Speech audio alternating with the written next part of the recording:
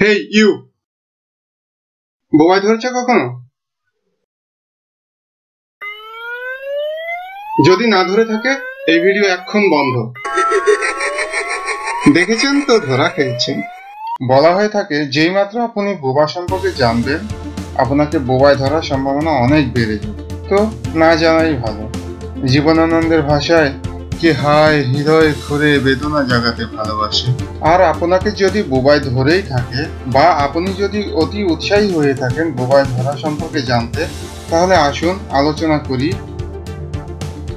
বোবায় ধরা কি, কেন বোবায় ধরে, কি ক্ষতি, কিভাবে এর মুক্তি, ইত্যাদি ইত্যাদি। এবার আসুন জেনে নিই প্রকৃতপক্ষে বোবায় ধরা ব্যাপারটি কি।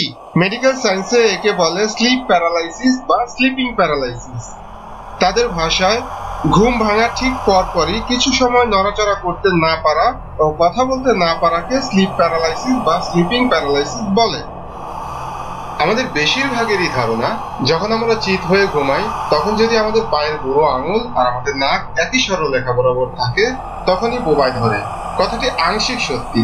বেশিরভাগ ক্ষেত্রেই দেখা গেছে চিত হয়ে ঘুমালে বা বিছানায় পিঠ দিয়ে ঘুমালে এই ব্যাপারটি অর্থাৎ বোবায় ধরা ব্যাপারটি সবচেয়ে বেশি ঘটে।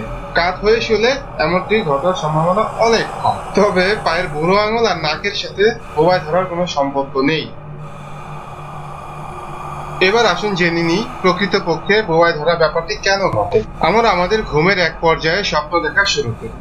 তো স্বপ্ন দেখতে দেখতে কোনো এক পর্যায়ে চোখের মনি দুটো খুব দ্রুত নড়তে থাকে। অনেকে হয়তো খেয়াল করেছেন আপনার পাশে শুয়ে থাকা মানুষটির চোখের মনি নড়ছে এবং তা তার বন্ধ চোখের এই পাশ থেকেও আপনি স্পষ্ট দেখতে পাচ্ছেন। ইংরেজিতে এই অবস্থাকে বলে র্যাপিড আই মুভমেন্ট স্লিপ বা REM।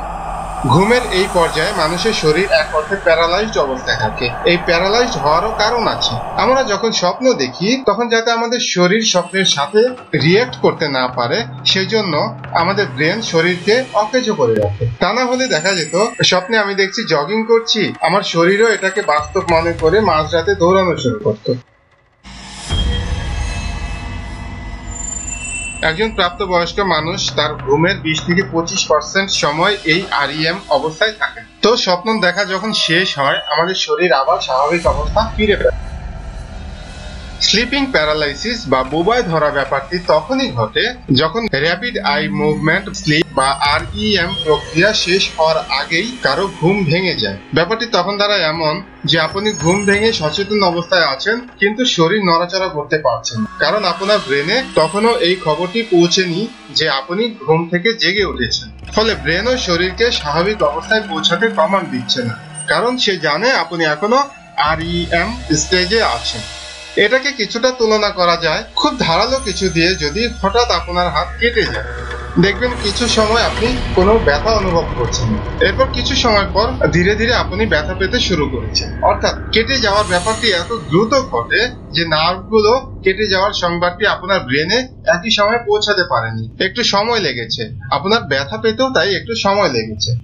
তো স্লিপিং প্যারালাইসিস বা বোবায় ধরা তখনই ঘটে যখন আমরা র্যাপিড আই মুভমেন্ট স্লিপ বা REM প্রক্রিয়া শুরু হওয়ার পর তা সম্পন্ন হওয়ার আগে ঘুম থেকে জেগে উঠি, কিন্তু আমাদের ব্রেনে এই সংবাদ না যাওয়ার কারণে আমরা প্যারালাইজড অবস্থায় পড়ে থাকি।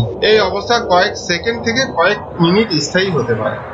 আচ্ছা, এই অবস্থা কেন হয় এ নিয়ে নানা মনির নানা মত রয়েছে। তবে বেশিরভাগ বিশেষজ্ঞ যে করেছেন পর্যাপ্ত ঘুমের অভাব, ঘুমের ব্যাঘাত, কিছু ওষুধের পার্শ্ব প্রতিক্রিয়া, নার্কোলেপসি রোগে আক্রান্ত লোক, এগুলো সবই ধারণা মাত্র। এক জরিপে দেখা গেছে আমেরিকার প্রায় 8% মানুষ এই স্লিপিং প্যারালাইসিস বা বোবায় ধরায় আক্রান্ত হয়। লক্ষণগুলো কি? ওই যে শুরুতেই বললাম, শরীর নড়াচড়া করা যাবে না, দম বন্ধ ভাব হবে, মনে হবে ভারী কিছু বুকের উপর চেপে আছে, ইত্যাদি ইত্যাদি। এখন প্রশ্ন করতে পারেন, আচ্ছা বুঝলাম বোবায় ধরা কি বা কেন হয়, কিন্তু ওই যে অনুভব করলাম রুমের ভেতর অস্বাভাবিক কেউ বা কিছু একটা ঢুকেছে, ধীরে ধীরে আমার শয্যা পাশে এসে বসেছে, আমার বুকের উপর চেপে বসেছে, আমাকে দলাই মলাই করে আবার ধীরে ধীরে চলেও গেল, এই ব্যাপারটি বা কিভাবে ব্যাখ্যা করবেন? অ্যাকচুয়ালি ব্যাপারটি নিয়ে অনেক ঘাটাঘাটি করেছি, কিন্তু কোথাও এর গ্রহণযোগ্য কোনো কারণ খুঁজে পাইনি। সবাই এটাকে এক শব্দে প্রকাশ করেছেন, তা হলো হ্যালুসিনেশন বা বিভ্রম। প্রতিকার বা চিকিৎসা। বেশিরভাগ মানুষের ক্ষেত্রে এর কোনো চিকিৎসা বা প্রতিকার নেই। তবে চিত হয়ে বা বিছানায় পিঠ দিয়ে শোয়ার পরিবর্তে কাত হয়ে শুলে এই বোবায় ধরা ব্যাপারটি অনেক কম ঘটে। সর্বশেষ প্রশ্ন, এটা কি ক্ষতিকর? উত্তর হচ্ছে মোটেই না। আপনি যদি বোবায় ধরার ব্যাপারটির বৈজ্ঞানিক ব্যাখ্যা জেনে থাকেন এবং এটা কখন সেরে যাবে তাও যদি আপনি জানেন, তাহলে এতে ক্ষতির কোনো সম্ভাবনাই নেই। আর যদি আপনি না জানেন তাহলে অনেক কিছুই ঘটতে পারে। দেখা গেছে কেউ কেউ ভয়ে হার্ট অ্যাটাকে মৃত্যুবরণ করেছেন।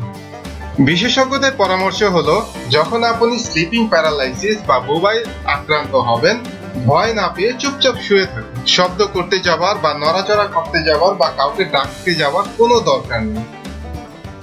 এটি কয়েক সেকেন্ড বা কয়েক মিনিট পর এমনিতেই সেরে যাবে।